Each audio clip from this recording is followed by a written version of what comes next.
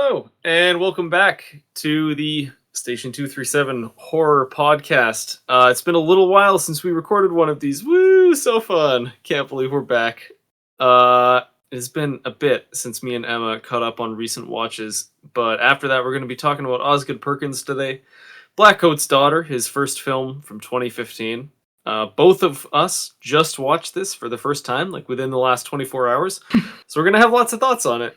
Yes. But before then, Emma, what have you been watching lately? What are some interesting diary entries, so to speak? Oh my goodness. Okay. So it's kind of been, as always, it's kind of been all over the place. There's always, we talked about this yesterday when we chatted, but there is always when it comes to my watch list, I like to put the films into a category, and I'm kind of like, oh, I'll watch this, list or category first, and then I'll move on to the next one. Yeah, like you were doing the best Oscar noms for like visual effects and stuff. Yeah, like I was doing that one for quite a while, and then I got some new physical media pickups, and I was like, okay, well I got to watch these. And well, now I have more physical media pickups, and I'm like, okay, I really, really need to watch these. But then I have realized that a lot of the streaming services have put a lot of the 2025 releases on, like, without having to rent them. I mean, sure, there are certain titles that, you still have to rent for, like, $10, which is stupid in my opinion. But there are some that you don't have to rent. So I've been watching a lot of the ones that I missed in 2025, which thankfully was not as many as I was worried it was going to be. So I did watch... over the past month or so, I did watch Edgar Wright's The Running Man. Tell me about it. I have not heard very much at all about that movie because no one I know has seen it. Well, so I've seen it twice now, because I also watched it this past weekend with my parents when I was home for Mother's Day weekend. They were like, let's throw on a movie. And I was like, let's just watch this. I mean, it's kind of exactly what you expect it to be. I personally, I like the original with Arnold. A lot of people don't. But I'm just an Arnold fan, so it's obviously there's bias there. But what I will say is it's kind of like everybody knows Edgar Wright. He has such a specific style and way of making his movies that, even if the narrative isn't fantastic, it's going to be a fun movie. It's just going to be fun. They just had a great time making this. And I would definitely say, the pacing is a little slow. It's really, really good at the very beginning, and then it kind of lulls in the middle. And that lull kind of carries it to the end. But there's absolutely no discounting that the entire spectacle of the film is fantastic. The action sequences are great. The music's great. The effects are great. The performances are fantastic. I noticed this has one of my favorite actors, Lee Pace. Yes, Lee Pace, Thranduil himself. Yes. Mr. Foundation Man. Yeah, so overall, it's a fun movie. Obviously, I think it would have been more fun in theaters. It's definitely a movie theater movie. But, yeah, really no complaints. I did also watch another 2025 release, which was Steven Soderbergh's Black Bag with Cate Blanchett and Michael Fassbender. That one got pushed aside a lot. I remember seeing trailers for that movie, and it came out and no one talked about it, but it has really good reviews, and Amazon put it on streaming, and I was like, oh, let me watch this. I had a great time. It's a fantastic spy movie. It's got great twists. It's just so well written. Yeah, that was great. Man, I gotta be honest, I don't think I'd even heard of that until now, or if I had, I'd completely forgotten. Well, that's what I'm saying. The year of 2025 was obviously a fantastic year for film. Pretty much everything that came out was great. So it's totally understandable that certain films got pushed under the rug. Unfortunately, this was one of those, and I really think it shouldn't have. It was really a lot of fun. All right, I'll keep it in mind. Yeah, the other 2025 ones I got, there were 3 more that I watched. I watched Roofman, which is kind of exactly what you would think it would be. It's just kind of a wholesome, fun movie. Kirsten Dunst is great in it. Channing Tatum's great in it. I don't know what they shot it on, but it's supposed to take place in the 90s, and it looks like it does. So that's awesome. the whole look of the film is fantastic. Watched Rental Family with Brendan Fraser. Also great. Dude, I really wanted to watch that. I forgot great. about that until this moment. It's on Hulu right now. I don't know about Canadian Hulu, unfortunately. We do not have Hulu. That's okay. You don't really need it. But yeah, Rental Family was great. I cried. I laughed. It's just so wholesome. And then I also got, what was the other 25? Oh, Catherine Bigelow's A House of Dynamite. Here's the thing, okay? People love to hate on Catherine Bigelow. Like, it's so random to me that people do this. Because, like, obviously, like, yeah, she's the only... Well, no, she's not anymore, but she was obviously the first female to win for Best Director for The Hurt Locker. But obviously, I think the argument is like, well, there's other, great female filmmakers out there that don't get the attention, which is 100% the truth. And I'm not saying that Catherine Bigelow is any better than those others. I don't even think that she would say that she's like a better filmmaker than anybody else. The great aspect of her movies, though, is they're just very honest. They're very honest portrayals of the military. And she does a very, very good job with it. And dude, if you look at... Well, go ahead. I love Strange Days so much. Dude, I know. Like, if you go on, like, Google or whatever, and you look up A House of Dynamite, the Rotten Tomatoes score is, like, 40%. Or really? Not 40, I think it's in the 70s, but, like, if you go into, like, the actual critical consensus, you will find so many terrible reviews of this movie. And I don't really understand why. It's incredibly stressful. It's about nuclear warfare and the possibility of that, which is obviously, like, a very, very, very prominent topic in America. So that's why you need Ice Cube in War of the Worlds to do his thing. I thought it was a relevant film. It's got Rebecca Ferguson in it, and I'm never going to complain when she's in a film. So that was great. And then the last two ones I got, there are tons of other movies I could talk about, but to keep it short, the other two ones I want to mention was I watched Michael Mann's Thief from 1981 with, what's his name? James Caan. Okay. Listen, Michael Mann, phenomenal filmmaker. He has made some bangers. We've got Manhunter, you've got Heat, you've got Michael Clayton. A lot of great movies. I think Michael Clayton was in my one. Anyways, why does nobody talk about Thief? Dude, this movie's so phenomenal. It's so good. One of those movies that has been on my watch list for so long, and I just keep putting it off. It is so killer. Like, no pun intended. It is just so flippin' fantastic. Like, I can't even... I don't think Michael Clayton was one. Anyways, I'm not gonna... Fact check me on that. I generally know what it's about. Like, it takes itself seriously, right? Like, it's a... Oh, yeah. Like a dramatic film. Like, dude, it's like a neon dreamscape. The whole, like, lighting of the film is so fantastic. I love it so much. And then the last one I have, which was my most recent theater watch, because my theater watching has been a little bit low as of late since I moved. Same here. Devil Wears Prada 2. Okay. Listen, occasionally, if I'm going on a date night to the movies, my wife is not going to want to watch Obsession or Hokum or... Understandable. Some of those other ones that are a little bit more obscure. Also, the original Devil Wears Prada is fun. Like, that's not... I mean, I've heard some mixed reviews about this sequel, but... So, here's what's so funny, is, like...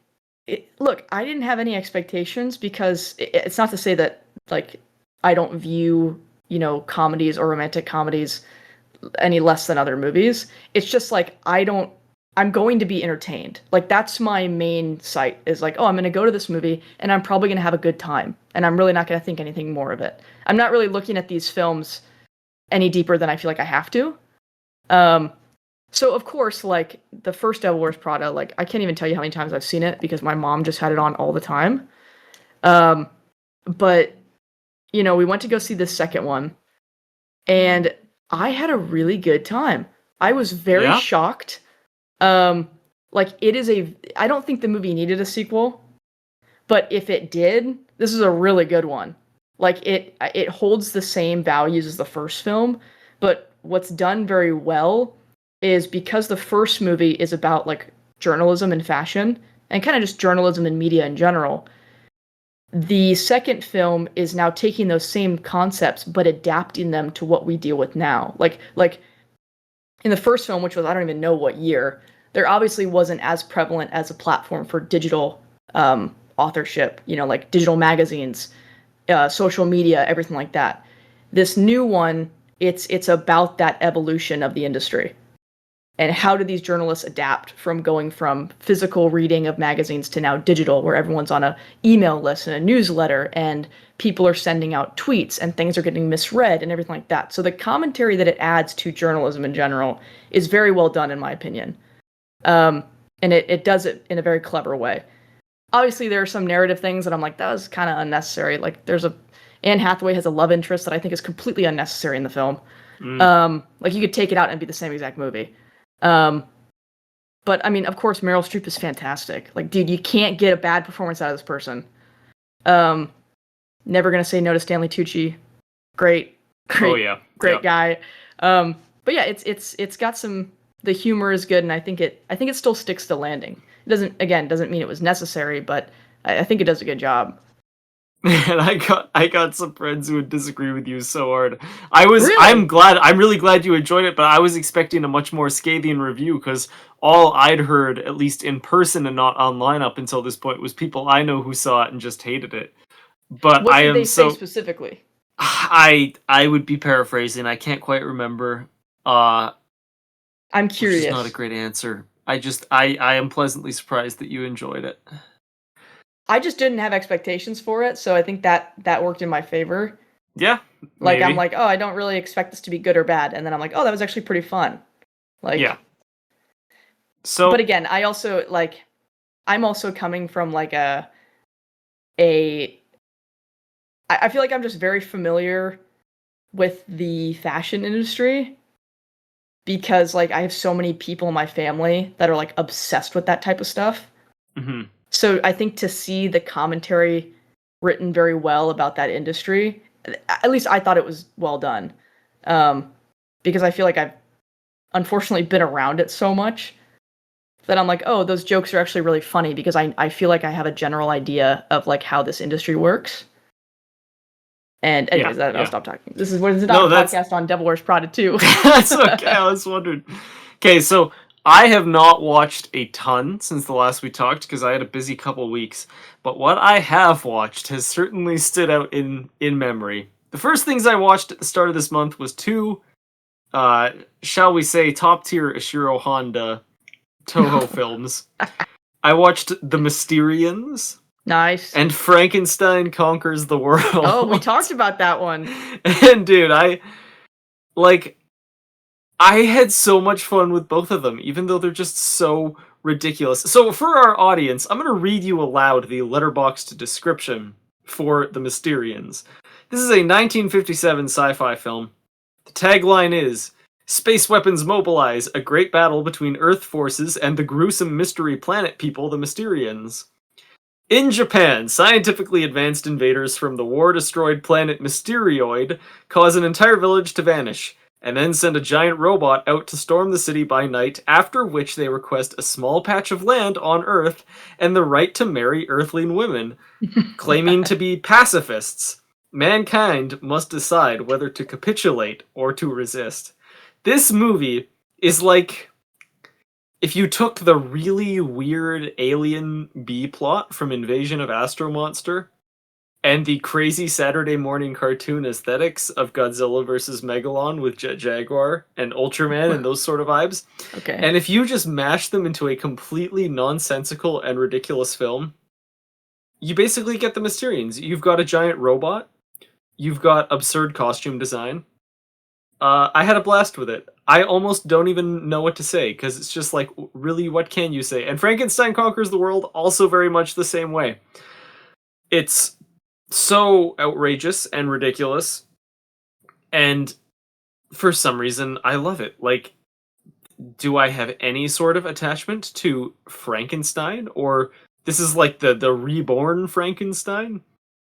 No. Like, are they anything interesting remotely compared to Godzilla? No. Do I still love each of these super weird, like, disconnected, just bizarre, like, even kaiju or kaiju adjacent flicks from Toho? Oh my goodness, yes, they are so good. But also, I feel like, you've seen these, right? I Or actually have no? not. Oh, I thought you had with what you said before. Okay, well, yeah, both are insane. Uh, Not good, but a whole lot of fun. Had a blast with them. Then Excellent. we watched David Cronenberg's Naked Lunch. I Oh finally got around yeah, to that's a it. great one. My goodness, I also really want to read the book now, which I did not realize was like a thing with Naked Lunch. Uh, But yeah, but Edgar, apparently I it think is. yeah. Yeah. This movie was insane in a way that only Cronenberg can be. Honestly, I think it ranks pretty low on my Cronenberg pillar personally, but I still did enjoy it a lot overall. I just think there's definitely like a wide berth between this and films like Videodrome or The Fly that I really, really love. Oh, for Um, sure. it was I don't know, it was very, very strange. Obviously, as anyone who has seen the movie would be able to tell you, but I did have a blast with it. I loved that Ian Holm was in it a little bit. Uh, I just thought it was fun. Man, I'm not doing a great job at reviewing these movies because all I'm saying is like, man, I just had a great time and man, No, it's hey, fun. that's But totally fine. all three of those are movies where I almost feel incapable of like real critical analysis. The first two because they're so just like goofy and ridiculous, and the third one because I can't make heads or tails of it because it's Naked Lunch and it's got a talking cockroach, crazy asshole bug guy, and it's just That's right. nuts.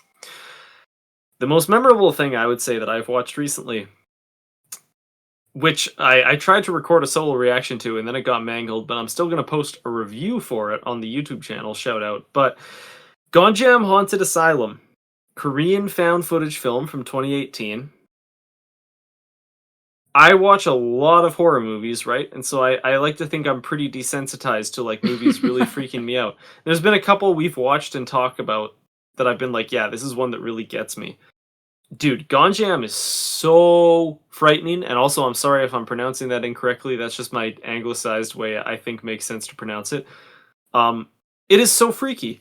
I absolutely love the fact. So it's basically like a group of social media like horror influencers, basically, which made it feel very weird and meta and a little creepy. But they're basically just like going to this abandoned asylum to like record content and make like basically like a spooky live stream, I guess, that they're going to try to get super popular with. Pretty tried and true concept for a found footage film, but the way it is executed is fantastic. Like because they're playing very much like they're going very scrappy with it and very much the way it would look if it was an actual live stream. You've got like drone footage and you've got like the guy who's like the IT guy who's kind of controlling everything and like queuing up transitions and stuff. And you've got like some of it is scripted and some of it is unscripted, so they'll have their lines that they have to read. And just the whole way that everything is presented. It's this real slow burn for the first half, and then it just goes absolutely nuts towards the end. I don't want to talk about it in too much detail because I really think you should watch it for yourself. It is really, really fantastic. But it definitely felt we'd previously talked about stuff like Noroi, like that kind of Japanese found footage horror. And this is Korean, obviously, not Japanese. But it has a very sort of unique feeling that's different to any other sort of found footage vibe I've seen before. I guess like to me it just felt very, very believable, which is what made it so freaky. And because it's like the real life actors in our world who are starring in this movie are playing actors in the movie who are also playing characters, and it goes to these levels that makes it very meta, and you kind of like lose track of what's real and what isn't. Right. Awesome film, really, really spectacular. A few fantastic scares that just had me absolutely hollering. I'm gonna try to salvage what footage I can, but the recording sounds like 1,000 angry bees, so it's not exactly the best. And then also, literally yesterday, me and Emma watched The Village. which I am currently working on editing right now. And I loved it. I thought it was so fantastic. I've been thinking about it basically the whole last 24 hours. Fantastic. And it is. So I said last time that Signs is the only M. Night movie that I love. And I think this is now the second M. Night movie that I really love. And I can already hear people saying, oh, what about The Sixth Sense? Oh, The Sixth Sense is so good. What's wrong with that? I think The Sixth Sense is fine. It's just not really for me. Maybe it's because I don't have much nostalgia for it or anything. But now there are basically two M. Night Shyamalan movies that I really, really vibe with. And I think this is... I think I like The Village a little bit better than Signs, maybe? I think it's just the part of me that loves like costume design and sets and all that so very much. Fell Yeah, in they're love just with a so lot of different. Like it's yeah, hard to like even compare them. I fell in love with so many of just like the practical elements in the village, whether it was like the the ones we don't speak of, like those costumes, or the design of the Yep. town itself. Yeah, super great movie, loved it. Kinda still a little surprised that people seem to dislike it so strongly. I went online after we watched it and like searched up, like Reddit threads and stuff to see what people had to say. Man, people really are not fond of this movie. Which I guess I'm now fully on your side, Emma, of being a defender of this one. And then Yeah, I will stand by that movie so yeah, deeply. it's I really did think it was excellent. Like the music That's was like, great. the funny thing with The Village is I realized this, like, as we were kind of talking about it yesterday, which obviously people can see when it's posted. Um, but, like, that's a movie where it's sort of like, if you don't like it, I am personally offended. Like, I need to know what your reason is. Like, I'm gonna fight you until you understand how wonderful this movie is. Kind of like Yeah. Contact. Like, I'm gonna fight you because I can't. There's no argument. I mean, maybe a couple things, but even that, like, that I think are things that ruin the entire film, Hmm. or that are bothersome for the entirety of its runtime. Like, it's just very difficult for me to think of something that people would have an issue with, because I feel like the good outweighs so much more of like the little things. I would 100% agree. And you know what's really impressive about it for me is when it comes to my personal enjoyment of a film, usually the thing that is actually the least important to me is the acting. I love, so many of my favorite movies are like really corny B movies, so the acting is almost always terrible, or even in like a lot of like dubbed like giallo stuff we've talked about in the past. Suffice it to say, acting is not nearly as important to me as uh practical effects and creative camera work and that sort of stuff, the things I really gravitate towards. So the fact that I can confidently say my favorite part of The Village was just the performances, basically from everyone when you have a cast that star-studded, but like particularly Bryce Dallas Howard and Joaquin Phoenix. Um, for me, I was like, man, that's really noteworthy because usually that's not something I care about. But in this instance, I was just blown away basically with every scene those two were together. So fantastic. And even like, dude, another moment I loved was at the wedding when Sigourney Weaver and William Hurt have their little interaction and just like all the subtle body language in that Yeah. scene. I've been replaying that in my head all day. Yeah, dude, I'm so glad you showed that to me because I never would have sought that out to watch on my own. Yeah, And it's yeah, it's it's pretty sweet.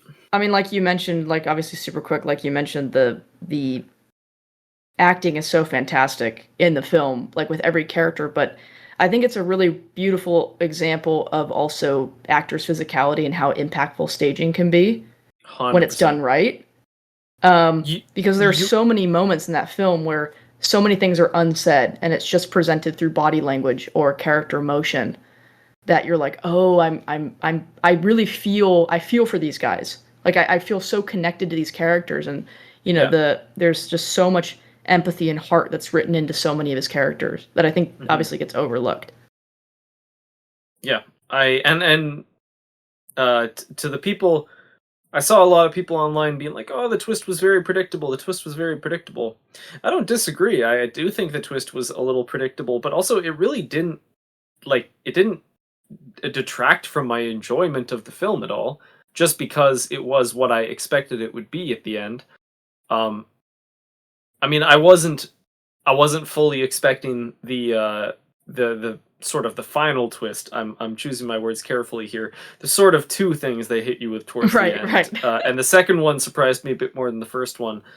But yeah, I suffice all that to say, The Village is great.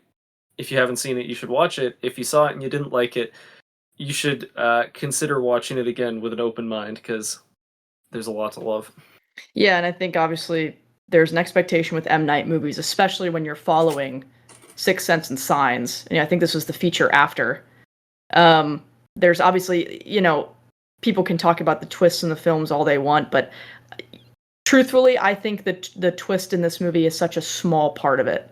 Like, I really think it's if you look at this film through the lens of the sort of the good and bad aspects of humanity and what it means to be human, and you separate the twist from that, and you separate the M. Night Shyamalan supernatural elements from it, and you just watch this as a study of people and life and what that means to be still and not be living in a community that is asking for rapid movement and capitalist motives and everything like that. Like, if you're just watching this as a character study, it's a fantastic movie. So I think it just depends on the lens that you take it at.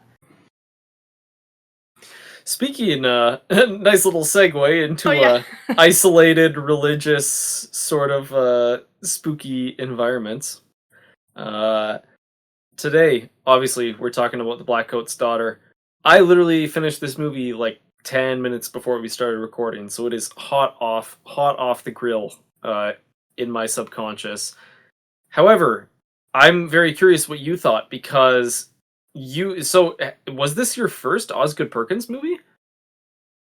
It was, Okay. which obviously I thought I might be a remembered little you. more difficult for me to place compared to you, because I know you've seen Longlegs also, and we will be talking about Longlegs later. But yes, this was my first interaction with his movies. I have also seen The Monkey. Those are the three that I've seen. Well, though I wasn't a fan of The Monkey though. So, but yeah, so hit me with it. I was just talking for a while. What are your thoughts on Blackcoat's daughter? And also, I'm just curious, sort of the direction as well, since this is your first exposure to Oz Perkins. And when we do watch Long Legs next week, you're going to notice a whole lot of similarities in direction between this film and that one. Super interesting. There seems to be. I'm just double checking the year on it before I say 2015. Okay, so here's the thing. 2015, I think, was sort of, or I think even more so now, like 2024 and stuff, and 2025. You seem to be getting a lot of horror films that are really, really dark. And I don't just mean that, stylistically or visually. I also mean that thematically. Like, we're not really getting sort of the satisfying horror ending of like the killer dying or whatever. Like, we're kind of just sticking in the depressing nature of horror, which I think works really well, and I love being a part of it. It's definitely like this and like The Witch and Hereditary. It's like the Misery era of horror. Yeah, it's like the Ari Aster stuff, the Osgood Perkins stuff, the Zach Krieger stuff. I mean, I feel like they all kind of fall into a similar pool that are all kind of taking out different levels. So I will say that I had a general idea of what the tone of this film would be, because it maintains it pretty well throughout the entire thing. It's very grim, it's very dark, it's very brutal and raw. Obviously, you've got some interesting time jump stuff going on that you sort of get revealed later on. Yeah, funny, we just watched Lost Highway and now we watch this. There's some similar sort of narrative structure. Definitely. Yeah, I mean, the originality was great. I mean, I wondered when I started watching it, I hadn't realized that it was A24. And, the film started and it's kind of rolling, and I was like, I feel like this is going to be A24. And then, of course, it was, because it just screams it. It screams that very... I don't mean... the first word that comes to head is low budget. And I'm not meaning that in a negative way. I'm just saying, like, this film is so... It feels so simple and straightforward that it works so well. And I think, again, that's just a sort of a an accolade to show that you don't need all these crazy things to make a really, really great horror film that's immersive and sort of atmospheric and terrifying. Um, but so those are my general thoughts. I get into more specifics, but Yeah. you go. Yeah. Dude, I really enjoyed this a lot. It is sure bleak. And I really respect the fact of how hard it commits to that bleakness. Really, like you said, it kind of gets you in that headspace. I feel like even with some of the films you were talking about before, like with some of Zach Krager's stuff, for example, it does follow that formula, but you have the interjections of levity that kind of ease the tension off. That's perfectly fine. Like, I mean, Weapons is my favorite horror film of the whole decade so far, but I think for this film, it works and it is so much more effective just having that constant, just like grating, unsettling vibe pretty much for the entire time. Supremely uncomfortable. Oh, Uh, 100%. the moment that got me the worst in the entire film wasn't even violent. It was just at the end of that first chapter when you see her bowing in the boiler room. That visual is it immediately gave me flashbacks to the Tony Collette knocking on the attic door. I say knocking very broadly. If you've seen the film, you know what I'm talking about. Gave me flashbacks to that scene, and it just I almost had to look away. Crazy. Well, Um, again, go this is, go ahead. I mean, just real quick. Yeah. I'm glad you brought that up because that sort of falls into the same, brainwave that I'm on, where I just love how much is not said. Mm-hmm. Like, we just have so many freaky visuals that speak more volumes than any sort of dialogue could ever try to relay this to a group of audience members. Yeah. Like, the discomfort is sort of inserted at the very beginning of the film, and then it just stays there, and it keeps growing and it keeps growing, and it keeps becoming confusing, and you don't know what's going on.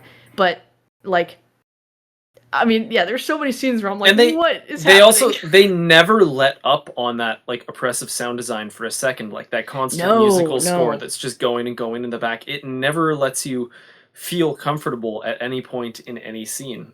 No, Like and the sound it's design is so yeah. freaky. Oh man. It's so, and I The mean, I wasn't watching this with headphones, and I'm sort of glad that I wasn't because that would have been like terrible. I sure was, and it I was know you very were. frightening.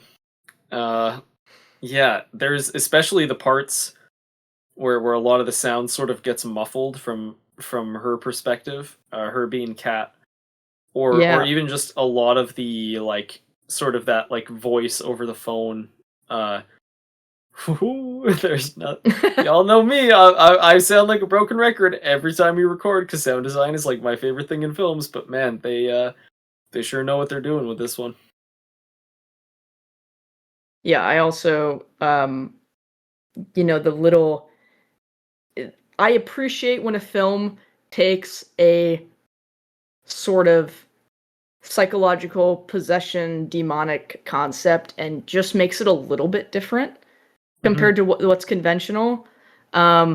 And I'm not saying the conventional stuff doesn't work. If we ever get any sort of exorcism in a film or interaction with satanic characters or demonic characters, there's always a little something that's really fun. But I really enjoyed um, the lack of character in the demonic entity, like the fact that it was just that silhouette Yeah, was so effective and fantastic so stuff. perfect.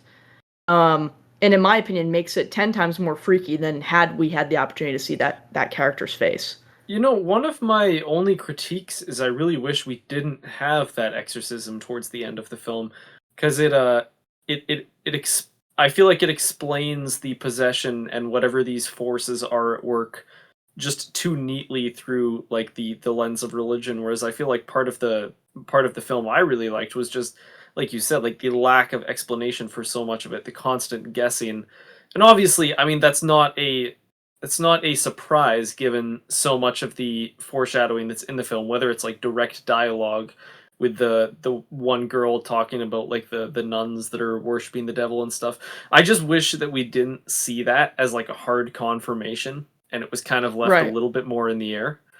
But at the end of the day, that's a pretty big nitpick. It's not really a really big deal or anything. And that scene is also fantastically acted, with Kat saying like "Don't leave me" and stuff, which is the opposite of what you're expecting from this scene.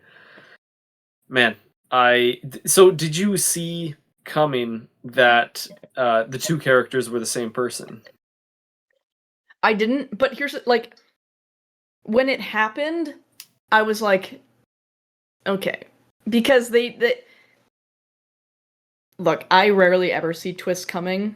Ever so Mhm. often, I'm like I'm correct, and I get really really happy because I rarely am. Um, but yeah, I didn't, because her personality, the demeanor and personality of Emma Roberts' character, who plays Joan, is so different from Yeah. Catherine. So it's yeah, my whole brain is like, I'm still processing the film because I watched it a little. We Yeah. watched The Village. We stopped recording that episode, and then I was like, okay, I'm gonna turn this movie on. And then I started watching it, and I said, what did I do to my day to deserve this? Like this just crazy mind bending. Oh no. Yeah. I there's a lot more I could say, but it's gonna have to wait till Long Legs. I think Long Legs is still my favorite Perkins film. I said off recording to Emma yesterday that I know Long Legs is a very divisive film. Some people really don't like it. Some people really like it a lot. I fall in the camp where I think it's a masterpiece. But if someone were to say I think this movie sucks, I'd go, I understand. I it's not like you with The Village where I'm like, you're actually crazy and I need you to give me a thesis on why. It's just like, yeah, I get that. I just have fun with it. And I think that's also the case with a lot of Perkins films. Like The Monkey is the opposite way for me. I know a lot of people loved The Monkey. They had so much fun with it. And I was on the flip side and I thought it was terrible. But I guess it just depends what sort of horror and what sort of movies you want to get and you're looking for. And I've seen a lot of people saying like, "Oh, Osgood Perkins made like 3 movies in the span of a year. Like, what's he doing? He's just making so many movies." And I'm like, well, I don't see why we're complaining about it, because to me, they all feel, pretty different and unique and interesting from each other. Even though all of them might not be hits, at least I really like Osgood Perkins as a director because I think he's experimenting with a lot of stuff. He's shooting off in a bunch of different directions, seeing what sticks. And yeah, I am very excited to see whatever it is he cooks up next. Well, I mean, I did not get the chance to see Keeper, which I know obviously he was involved with. I have not watched Keeper, but just unfortunately by being online, I know a good chunk about it. Okay. I guess because I wasn't that interested at the time, so I looked at some plot stuff and then I had certain things spoiled. So I know the general gist of it, but I haven't actually sat down and watched it, which I know is terrible to hear. But Yeah, I mean, I've seen a lot of clips from Long Legs, and I've seen the trailer for it. Again, it was just another movie that got lost in my radar. But even with some of the opening shots of Blackcoat's daughter, like I can already see the similar sort of yeah, style that's following through. I do know that I believe Osgood Perkins is a producer on Backrooms. that could be. I wasn't sure I'm about that. pretty sure. Let me double check So before people I flag me. also just realized before we wrap up this episode, we're gonna have to talk trailers because we got a Resident Evil trailer. We got Oh, true. Yes. what's the other one I'm just thinking of that just came out the other day? We were just talking. Oh man, I hate Obsession. my ADHD brain sometimes. There's Obsession. There was another one though. I'm sure it'll come to me in a moment. But Hokum. I'm gonna start naming all the crazy horror movies that come out. Passenger. it was Leviticus. not a movie. It's not a movie that's coming out in this month. It was something we just got a trailer for, but I can't remember. But whatever I'm the sure case, I mean, everything that we are getting this month is crazy between Hokum, Obsession, Passenger, Backrooms, just crazy. And then that Resident Evil trailer. I would not have suspected. Oh, I know what the thing I was thinking of was. I told you it would come to me. It's the Clayface trailer. That's what I was thinking of. Oh yeah. Um, horror is just firing on all cylinders right now, and I am so here for it. Clayface also written by Mike Flanagan. Oh yeah, dude. And like, I love Mike Flanagan, whether it's those miniseries or Oh no, Dr. Sleep. this is a Mike Flanagan stan podcast. Have you seen Absentia? His 2013 film? No. Yeah, I have wanted to watch that. It's so interesting. But dude, Clayface, like one of my favorite trailers I've seen in a minute. Obviously, I am a big DC fan, so that's like, obviously I am biased in that way, but even completely separated from DC, which it seems to be very much kind of its own thing, it just looks incredible. The trailer, the effects with the clay face, so to speak, in the bathtub. That's right. But also like in the hospital and everything. I think it's going to be really freaky, and I love how willing DC is to just like what I was talking about with Perkins, just like, okay, well, if it's good, why not make it, regardless of kind of what style it is. So, well, here's the other thing too, and are we hopping straight into this? Into what? Oh yeah, may as well. Okay, as well, yeah. So Ben and I were talking about this briefly yesterday when we talked, but obviously the next couple months, especially the month of May, are going to be very exciting for horror. There's a lot of great stuff coming out. There was a lot of great stuff that came out last month and the month before. Oh, and I think Evil Dead Burn too. Yeah, I think just this entire season of summer is just very exciting for movies in general. There's a lot of big blockbusters coming out, a lot of sort of revamps, everything like that. So just to give a very, very quick rundown of what we've got coming. Obviously, in the past couple weeks and months, we've had Exit 8, which did very well. Hokum Passenger is coming out on the 22nd, as well as, for people who are also enjoy other movies aside from horror. Also on the 22nd, you've got Mandalorian and Grogu, I Love Boosters, and Tuner, which have all been getting pretty good reviews. Mm-hmm. On the 29th, you've got Backrooms, which is obviously highly anticipated. A24 is kind of pumping out ridiculous stuff with Obsession and Backrooms and all sorts of things. So you've got that. And then in June, I'm just doing May and June right now, because if you really want to get into it, you can look into July and all that. But June, you've got Scary Movie coming out on the 5th. I'll pass on that one. And then you also have the 12th, the week of the 12th is Disclosure Day, Steven Spielberg's return. That's coming out that soon? Are you kidding me? Yeah, trust me, dude. I'm like working on my AMC Stuff staff right now. And John Williams did the main theme, right? Yes, he did. Oh man, that's gonna be so good. It's gonna feel like the 90s. 19th, you have a movie that I'm really excited for, because I think it's gonna be very, very scary and be very good if it does things right, which is Leviticus. Don't know if you've heard about this one. No, I haven't. It is essentially a horror film. From what I can understand, it is a horror film that is supposed to be in the commentary on conversion therapy. Oh. So, if it's done right, it's going to be really, really good. That's going to be an uncomfy one. And then on the 26th, you have Supergirl. Of course, the highly anticipated second entry into the new DCEU, whatever, DC, yeah.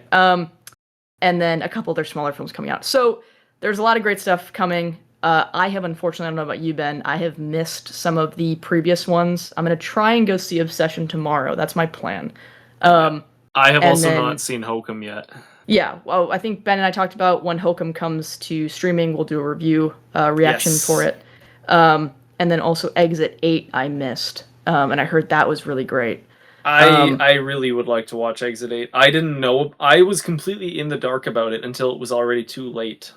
But I would have loved to have caught that one in the theaters. Yeah, it's because, again, it's like, don't get me wrong, this season, summer, is absolutely fantastic. Also, Cannes Film Festival is going on right now. There's a lot of great stuff. That new Jane Schoenbrunn film just premiered. Yeah, the Sex Teenage Death Camp something with Gillian Anderson and Hannah Einbinder. Camp Miasma, yeah. Got a 6-minute standing ovation, I think, which is pretty good. Okay, but they always say stuff like that. This movie got a Um, 15-minute ovation at the Hubbard Bubbard Film yeah. Fest. So while, in my opinion, while the summer is obviously very exciting for films, it's also very overwhelming because I have to try and see so much before it leaves. Because yeah, kind of have to think about that. You know, while it's amazing that so many great films are coming out, you also have studios fighting for theater time. So a lot of things aren't out for as long as I think they should be or they deserve. Um, because obviously, you know, once Mandalorian Grogu comes out, that's going to push out a ton of stuff. And then Disclosure Day will push out a ton of stuff. Supergirl will push out a bunch of stuff. The Odyssey will push out. Like, it's just going to keep going. So I'm going to do my very, very best. Oh, I can't wait for Odyssey to come out, and it's just going to be the exact same thing as Oppenheimer, where every film bro ever is like, oh, it's the greatest movie of the whole decade. I'm sure the Odyssey is going to be good. I will probably try to get, if I'm able to go see it in 70 millimeter, I will be that pretentious and I will go do it. I'm not thing. Oh, go ahead. This is honestly like the Odyssey could very well be great. I'm just ragging on Oppenheimer here because I couldn't stand that movie and I hated how hyped up it was. No, I agree. I think like we may have talked about this, but like I think Oppenheimer was great. I really have no desire to watch it again. That's not to say it wasn't a good movie, but like I think Memento, like, oh my god, dude, that's like one of his best movies, if not his best movie. That is his best movie, if you ask me. Yeah, and it's like everyone's like, oh, but Inception, Interstellar. I'm like, no, those are fantastic films, but you have to look at what this guy did in the beginning because he's always made good movies. It's just you guys are only seeing his blockbusters. So like my thing is like I think the Odyssey is going to be a beautiful spectacle of film. I think it's going to be technologically breathtaking. First film to be shot entirely on IMAX film cameras. Entirely, which is nuts because if you try to handhold one of those things, you can't. Like they're so flippin' heavy. That's the issue they had with Sinners is they had to cut the 2.5 minute real time to they had to cut that in half so they could handheld the whole ritual scene with the I lied to you. It was a whole thing. Anyways, interesting. My biggest thing is like, and again, this is if I have to be super nitpicky because I haven't even seen the film yet.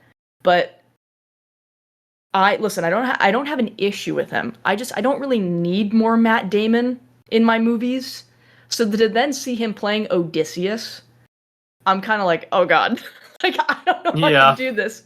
I kind of feel like he plays the same character in every movie, which isn't necessarily a bad thing. But I think if you're going to be doing something like the Odyssey, I find it a little strange that predominantly the entire cast of that movie is all like New England white dudes. I'm like, guys, there's not a single Greek in this movie. I remember, I don't even know if this is true. This might just be me making things up because I read a post and I believed it when it was false. But I remember seeing someone, like it was when everybody was talking about it's like, what in the world is Travis Scott doing in this movie? But apparently SZA is playing a siren. Which I mean, I actually think that's kind of great.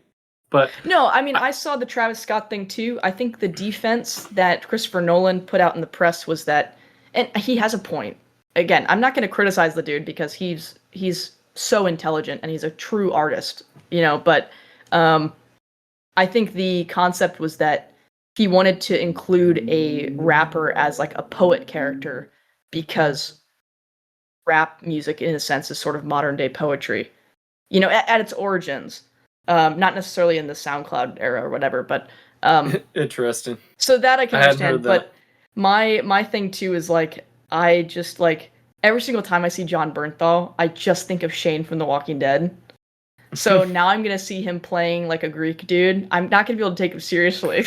Like, he better not take any naps. I tell you what. I know, yeah, for sure. You can't trust a guy who takes naps. But yeah, so I think it's definitely gonna be a battle for the blockbusters this awards season. I think. My last trailer question: did you catch the Evil Dead Burn trailer? I would like to formally admit on this podcast that I have not really seen a single trailer for any of the movies I've just mentioned in the past 30 minutes.